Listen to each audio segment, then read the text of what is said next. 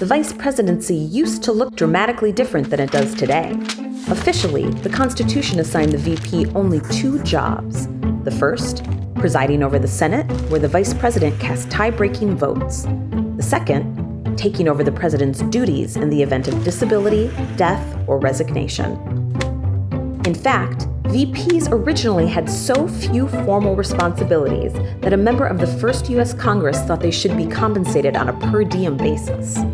As a result, most early vice presidents found themselves at loose ends. In fact, John Adams, the country's first VP, called the vice presidency the most insignificant office that ever the invention of man contrived.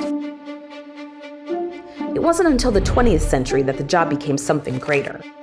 Warren Harding was the first president to invite his VP, Calvin Coolidge, to attend cabinet meetings, a practice FDR continued with all 3 of his vice presidents.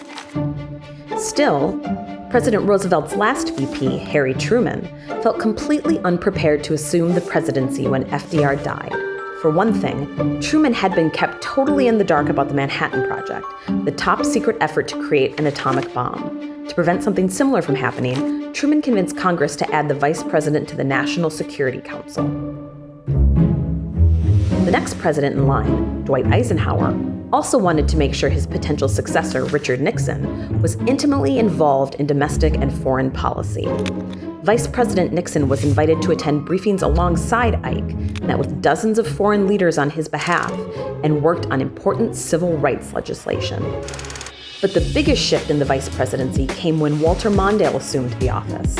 President Jimmy Carter treated his VP as a full partner, giving him unprecedented equal access to classified materials and meetings sometimes for hours daily to discuss important developments.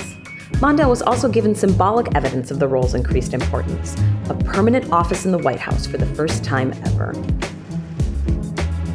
While every partnership is different, the Carter-Mondale model became a template for how future presidents and vice presidents work together, paving the way for VPs to be fully involved in the executive branch and transforming the vice presidency into an office of significance.